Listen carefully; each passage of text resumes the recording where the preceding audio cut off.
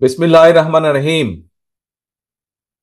প্রিয় কলরবাসী, উপস্থিত প্রিয় ভাই বোনেরা, উপস্থিত মুরব্বীবর্গ, উপস্থিত সাতক্ষীরাবাসী, আসসালাম আলাইকুম। আজ বহু বছর পরে আপনাদের সাথে আবার আমার কথা বলার সুযোগ হয়েছে। প্রিয় ভাই বোনেরা, আমরা এক যুগেরও বেশি সময় ধরে সমগ্র বাংলাদেশের মানুষ বিভিন্নভাবে অত্যাচারিত হয়েছে, নির্যাতিত হয়েছে। এই কলরোয়ার মানুষ, এই সাতক্ষীরার মানুষ তার সাক্ষী। কিভাবে গত প্রায় 2 যুগ ধরে যেই স্বৈরাচারকে জনগণ আন্দোলনের মাধ্যমে বিদায় করেছে, যেই জনগণের যেই আন্দোলনের কারণে স্বৈরাচারকে এই দেশ থেকে পালিয়ে যেতে স্বৈরাচার বাধ্য হয়েছে, সেই স্বৈরাচারের সময়, সেই অত্যাচারের সময় কিভাবে সমগ্র বাংলাদেশের মানুষ, এই কলরোয়া সহ সাতক্ষীরার মানুষ অত্যাচারিত, নির্যাতিত হয়েছে, সে কথা, সেই স্মৃতি আপনাদের পরিষ্কার মনে আছে। 2009 সালে বিডিআর পিলখানা হত্যাযজ্ঞের ভিতর দিয়ে শুরু হয়েছিল সেই পতিত স্বৈরাচারের এই অত্যাচার, এই হত্যাযজ্ঞের খেলা সমগ্র বাংলাদেশে।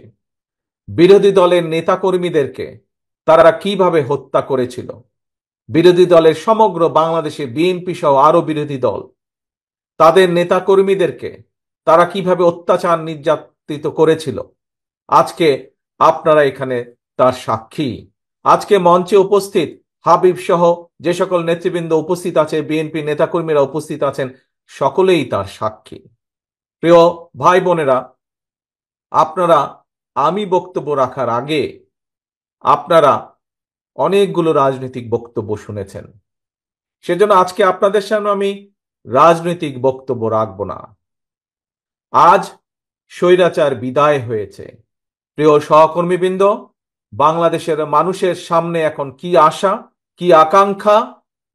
বাংলাদেশের মানুষের সামনে, বাংলাদেশের মানুষের আগামী দিনের আশা, আগামী দিনের আকাঙ্ক্ষা হচ্ছে এই দেশকে বাংলাদেশের মানুষের প্রত্যাশা অনুযায়ী সামনে এগিয়ে নিয়ে যাওয়া, এই দেশকে বাংলাদেশের মানুষের প্রত্যাশা অনুযায়ী গড়ে তোলা।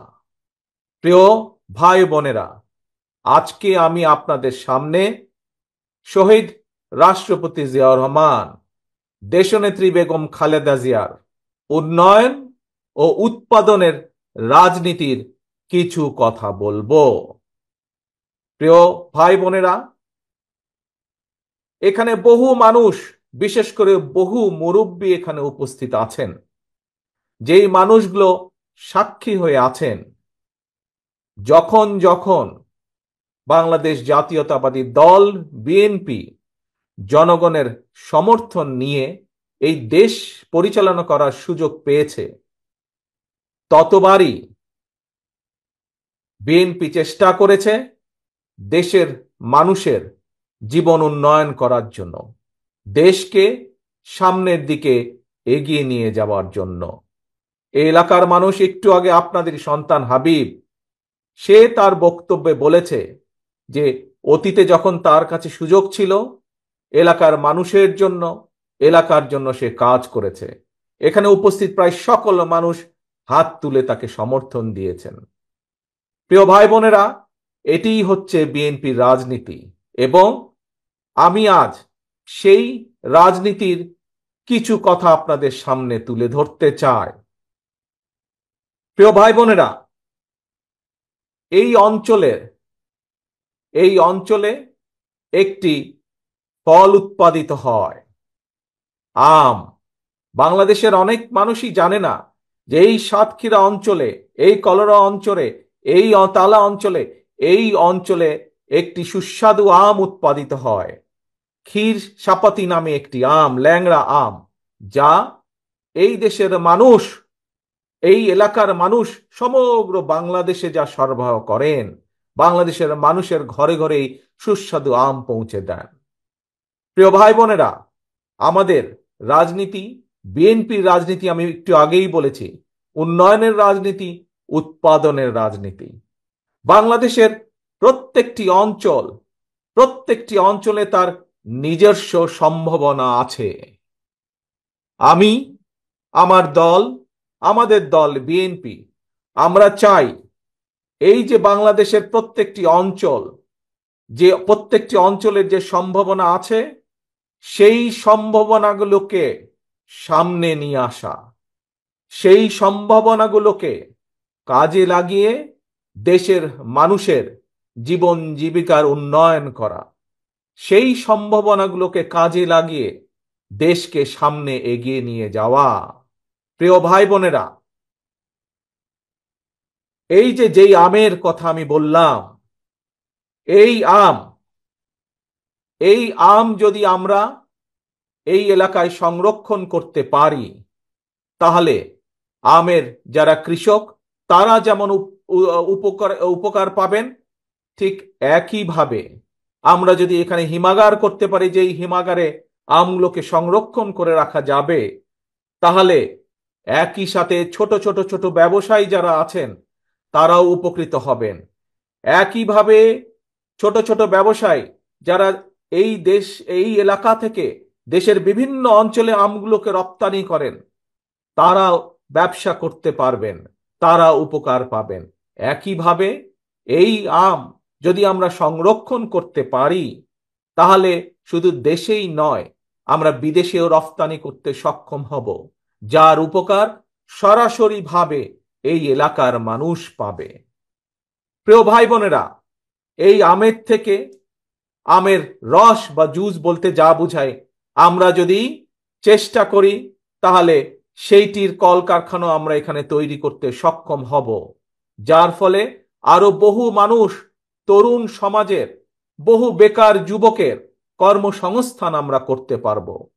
আমরা যদি এই যে সম্ভাবনাময় আম, এই এলাকার যে সম্ভাবনাময় ফল, এর যদি আমরা চাটনি কিংবা আচারের ছোট কারখানার ব্যবস্থা করতে পারি, যা মা বোনেরা যেখানে কাজ করতে পারবেন, বেকার মা বোনেরা যেখানে কাজ করতে পারবেন, তাহলে আমাদের মা বোনরাও স্বাবলম্বী হয়ে দাঁড়াতে পারবেন, তারা নিজের পায়ে দাঁড়াতে পারবেন। প্রিয় ভাই বোনেরা, এটি হচ্ছে বিএনপির রাজনীতি। আমরা চাই প্রত্যেকটি এলাকা উন্নয়ন করুক, আমরা চাই প্রত্যেকটি এলাকার সম্ভাবনাকে কাজে লাগিয়ে মানুষের জীবন উন্নয়ন করা। প্রিয় সহকর্মীবৃন্দ,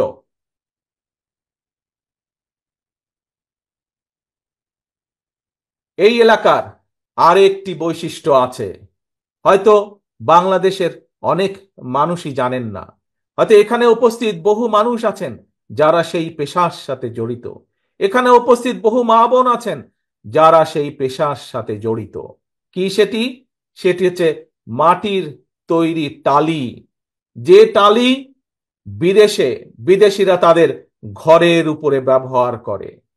এই এলাকার মানুষ তাদের নিজস্ব শ্রম, তাদের নিজস্ব মেধা দিয়ে এই টালির শিল্প তুলে ধরেছেন, টালির শিল্প গড়ে তুলেছেন তারা।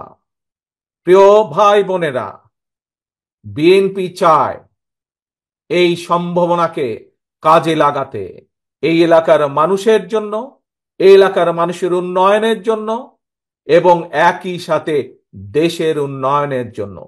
আমরা যদি যে সকল মা বোনেরা এই এলাকায় এই টালি উৎপাদনের সাথে জড়িত, আমরা যদি তাদেরকে সহযোগিতা করতে সক্ষম হই সরকারের পক্ষ থেকে, তাহলে এই মানুষগুলো সেই সুবিধা বা সেই উপকার পাবেন, এবং এই টালি শিল্প সেটিকে আমরা আরো ব্যাপক বিস্তার লাভ করতে পারবো। আমরা পৃথিবীর দেশে দেশে সেই টালিকে আমরা ছড়িয়ে দিতে সক্ষম হব, যা বাংলাদেশের স্বাক্ষর বয়ে বেড়াবে সারা পৃথিবীতে, সারা পৃথিবীর মানুষের ঘরে ঘরে যা বাংলাদেশের স্বাক্ষর বয়ে বেড়াবে। প্রিয় সহকর্মীবৃন্দ, প্রিয় ভাই বোনেরা, শুধু এটিই নয়, আপনাদের পাশেই আছে মুন্সিগঞ্জ নামক একটি এলাকা। সেই এলাকায় সেই এলাকায় আপনারা যেমন জানেন, আমি ৬,০০০ মাইল দূরে আছি বাংলাদেশ থেকে, কিন্তু আমার মনটা সারাক্ষণ পড়ে থাকে বাংলাদেশের বিভিন্ন এলাকায়, আমার মনটা সারাক্ষণ পড়ে থাকে বাংলাদেশে। এবং সেজন্যই আমি জানি বা আমি জেনেছি এই মুন্সিগঞ্জে কিছু কিছু রিসর্ট তৈরি হয়েছে পর্যটকদের জন্য, কিন্তু যোগাযোগ ব্যবস্থার জন্য যোগাযোগ ব্যবস্থার জন্য সেই ব্যবসার সাথে যারা জড়িত সেই মানুষগুলো ব্যবসার উপকার পাচ্ছেন না, সেই সাধারণ মানুষগুলো, এলাকার মানুষগুলো। প্রিয় সহকর্মীবৃন্দ, আমি চাই, আমার দল বিএনপি চায় যে আমরা যদি ইনশাল্লাহ সুযোগ পাই, তাহলে এই রিসর্টগুলোতে যারা জড়িত, এখান থেকে যারা সাধারণ মানুষ আয় রুজি করেন, যোগাযোগ ব্যবস্থার উন্নয়নের মাধ্যমে সেইখানকার মানুষগুলোর যাতে জীবনযাত্রা উন্নত করা যায়, সেই ব্যবস্থাও আমরা নিতে চাই। এটিই হচ্ছে বিএনপির রাজনীতি, এটিই হচ্ছে শহীদ জিয়ার রাজনীতি, খালেদা জিয়ার উন্নয়ন উৎপাদনের রাজনীতি। প্রিয় ভাই বোনেরা, আমি আরো একটি আরো একটি সম্ভাবনার কথা আপনাদের সামনে তুলে ধরতে চাই, যেই সম্ভাবনা এই এলাকার মানুষকে কম বেশি পরিচিত করিয়েছে সারা দেশের মানুষের কাছে। যে পেশার সাথে বহু মানুষ জড়িত আছেন, যে পেশার সাথে বহু মা বোনেরা জড়িত আছেন, কিন্তু আমরা যদি আরেকটু সহযোগিতা দিতে পারি, সরকারের পক্ষ থেকে, রাষ্ট্রের পক্ষ থেকে যদি আরেকটু সহযোগিতা করা সম্ভব হয়, তাহলে সেই পেশার মানুষগুলো, সেই ব্যবসা বাণিজ্যের সাথে যারা জড়িত আছেন, সেই মানুষগুলো উপকার পাবেন এবং সাধারণ মানুষ, সর্বোপরি সাধারণ মানুষ সেই উপকারগুলো পাবে। প্রিয় ভাই বোনেরা, সেটি হচ্ছে এই এলাকায় চিংড়ি বা মাছের ঘের আছে, কিন্তু একটি সমস্যা আছে, আপনারাও জানেন আমিও জানি। কি সেই সমস্যা? যেই বেড়িবাঁধ আছে, এই বেড়িবাঁধটি বহু বছরের পুরনো বেড়িবাঁধ, এবং যারা চিংড়ি বা ঘেরের ব্যবসায়ী, যারা সেখানে কাজ করেন, প্রতিটি মানুষ, বিশেষ করে যখন আকাশে কালো মেঘ দেখা দেয় বর্ষার সময়, প্রতিটি মানুষ তখন দুশ্চিন্তায় থাকেন, এই বুঝি বাঁধ ভেঙে সবকিছু ভেসে চলে যায়। এই এলাকায় বাঁধের পাশ দিয়ে যেসব ক্ষেত খামারি আছে, সেখানকার কৃষকরাও ভয়ে থাকেন। কাজেই সেই বাঁধটিকে আমাদের মজবুত করতে হবে, যেন এলাকার মানুষ, বাঁধ মজবুত হলে সেই ঘেরের মাছ যাতে ধ্বংস না হয়ে যায়, নষ্ট না হয়ে যায়। প্রিয় ভাই বোনেরা, আপনারা একটি খুব সুন্দর জায়গায়, হতে পারে বাংলাদেশের দক্ষিণ পশ্চিম অঞ্চলে আপনারা বাস করছেন, কিন্তু আপনারা এমন একটি জায়গায়, খুব সুন্দর একটি জায়গায় আপনারা বসবাস করেন, আপনাদের পাশেই পৃথিবী বিখ্যাত সুন্দরবন। যেই সুন্দরবন হতে পারে এই এলাকার মানুষের অর্থনৈতিক উন্নয়ন, অর্থনৈতিক ভাগ্য পরিবর্তনের আরেকটি চাকা।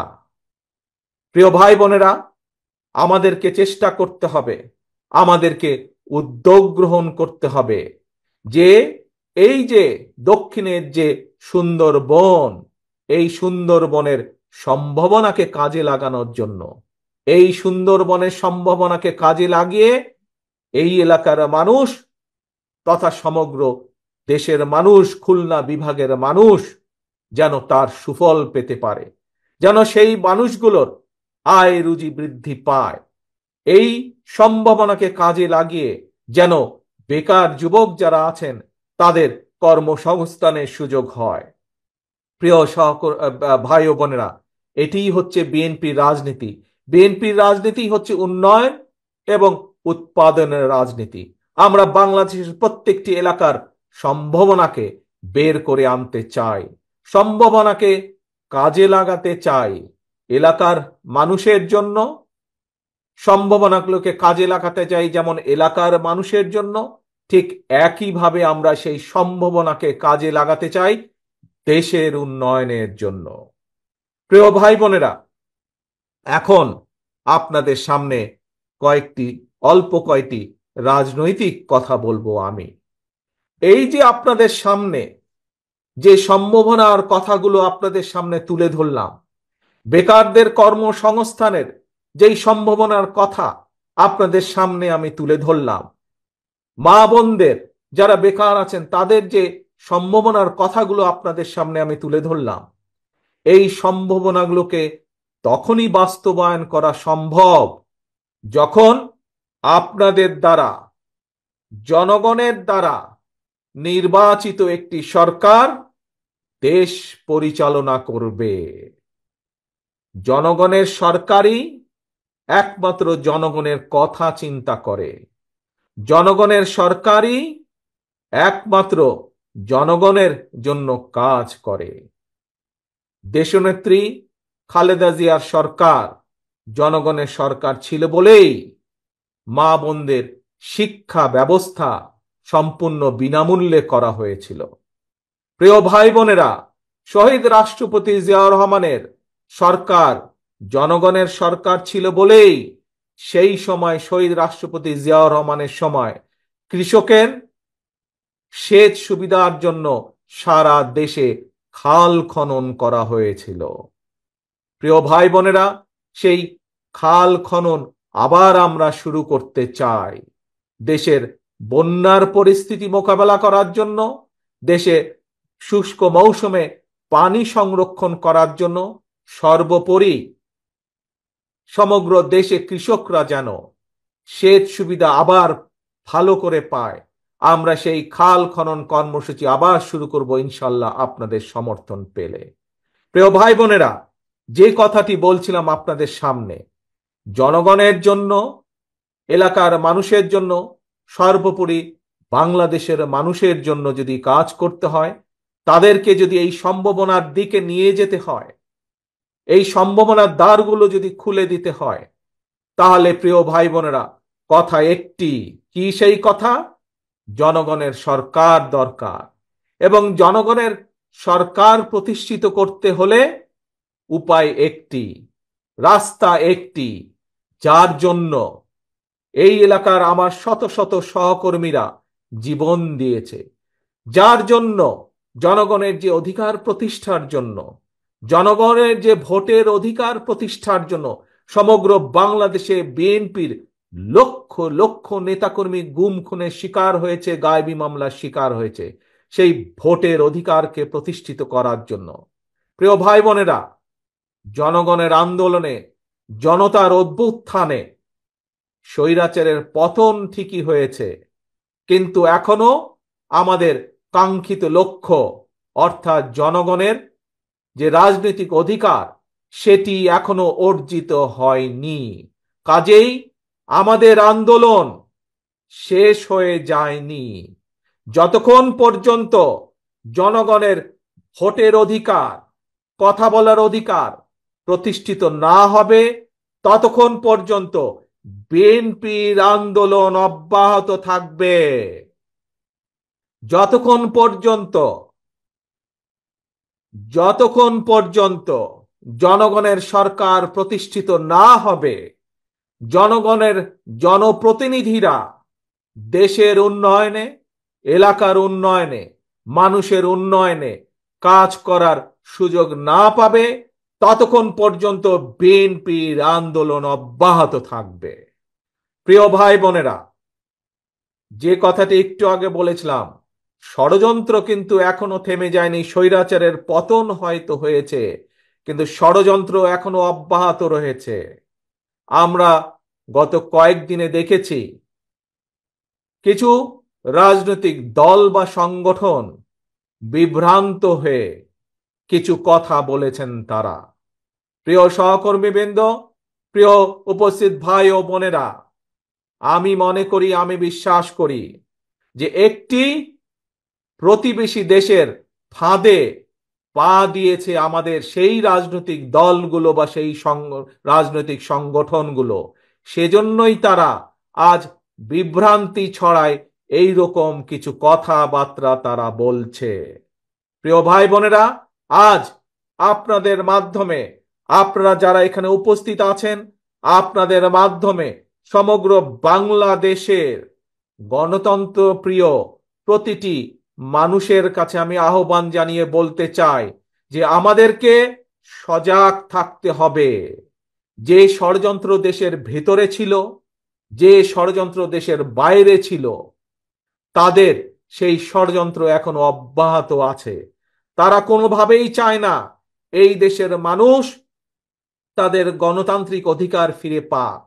কারণ একটু আগেই আপনাদের বলেছি আমি, দেশের মানুষ যদি গণতান্ত্রিক অধিকার ফিরে পায়, তাহলে এই দেশের মানুষ রাজনৈতিকভাবে শক্তিশালী হতে পারবে। তাহলে এই দেশের মানুষ ধীরে ধীরে আস্তে আস্তে শক্তিশালী অর্থনৈতিক বুনিয়াদ গড়ে তুলতে পারবে। এবং দেশের মানুষ যখন অর্থনৈতিকভাবে, প্রতিটি সাধারণ মানুষ যখন অর্থনৈতিকভাবে শক্তিশালী হতে পারবে, নিজ মেরুদণ্ড সোজা করে দাঁড়াতে পারবে, তখন এই ষড়যন্ত্রকারীদের সব প্ল্যান প্রোগ্রাম ভেস্তে যাবে। সেই জন্যই ওই ষড়যন্ত্রকারীরা চায় না, সেই জন্যই দেশের ভিতরে এবং দেশের বাইরে থেকে যারা কলকাঠি নাড়ছে, তারা চায় না যে এই দেশের মানুষ গণতন্ত্র ফিরে পাক। প্রিয় ভাই বোনেরা, কিন্তু এই দেশের মানুষই 1971 সালে যুদ্ধ করে দেশ স্বাধীন করেছে। এই দেশের মানুষ 90-এ আন্দোলনের মাধ্যমে স্বৈরাচারের পতন ঘটিয়েছে। এই দেশের জনতা, এই দেশের জনগণই আবারও 2024 সালে পৃথিবীর অন্যতম স্বৈরাচারের পতন ঘটিয়েছে। শুধু পতনই ঘটায়নি, স্বৈরাচারকে এই দেশ থেকে বিতাড়িত করে দিয়েছে। এখন প্রিয় ভাই বোনেরা, আজ এটি হচ্ছে জনগণের সময়। এখন এটি বাংলাদেশের জনগণের দেশ। কাজে আজকে জনগণকে সচেতন হতে হবে, জনগণকে সিদ্ধান্ত নিতে হবে। যদি যে সম্ভাবনার কথা আপনাদের সামনে আমি বলেছি, এই রকম সম্ভাবনা আমি বলেছি বাংলাদেশের প্রতিটি জেলা, প্রতিটি অঞ্চলে আছে। আমরা যদি এই সম্ভাবনাগুলোকে কাজে লাগাতে পারি, বাংলাদেশের মানুষের ভাগ্যের পরিবর্তন অবশ্যই করা সম্ভব।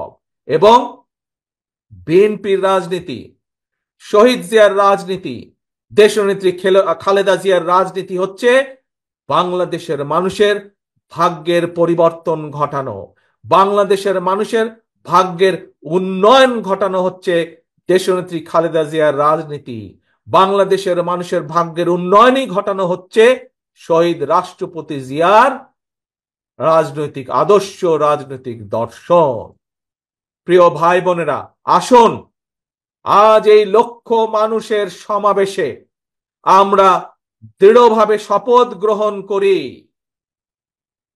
আমরা আজ এই লক্ষ মানুষের সমাবেশে দৃঢ়ভাবে শপথ গ্রহণ করি, সকল ষড়যন্ত্রের বিষধাত ভেঙে দিয়ে যে কোনো মূল্যে আমরা বাংলাদেশ জাতীয়তাবাদী দল জনগণকে সাথে নিয়ে এই দেশের মানুষের হারিয়ে যাওয়া গণতন্ত্রকে পুনরুদ্ধার করব। যতক্ষণ পর্যন্ত সেই গণতন্ত্র পুনরুদ্ধার না হবে, আমাদের আন্দোলন অব্যাহত থাকবে, অব্যাহত থাকবে, অব্যাহত থাকবে ইনশাআল্লাহ। এই হোক আজকে আমাদের প্রত্যাশা, এই হোক আজকে আমাদের প্রতিজ্ঞা, বাংলাদেশের মানুষের গণতন্ত্র পুনরুদ্ধার এবং একই সাথে বাংলাদেশের মানুষের ভাগ্যের উন্নয়ন ঘটানো। এটিই হবে আমাদের প্রতিজ্ঞা, এটিই হবে আমাদের রাজনীতি, এটিই হবে আজকের জনসভার আমাদের শপথ। সকলকে বিদায় জানিয়ে আমি আমার বক্তব্য শেষ করছি। আল্লাহ হাফেজ। বাংলাদেশ জিন্দাবাদ, বাংলাদেশ জাতীয়তাবাদী দল জিন্দাবাদ। আসসালামু আলাইকুম।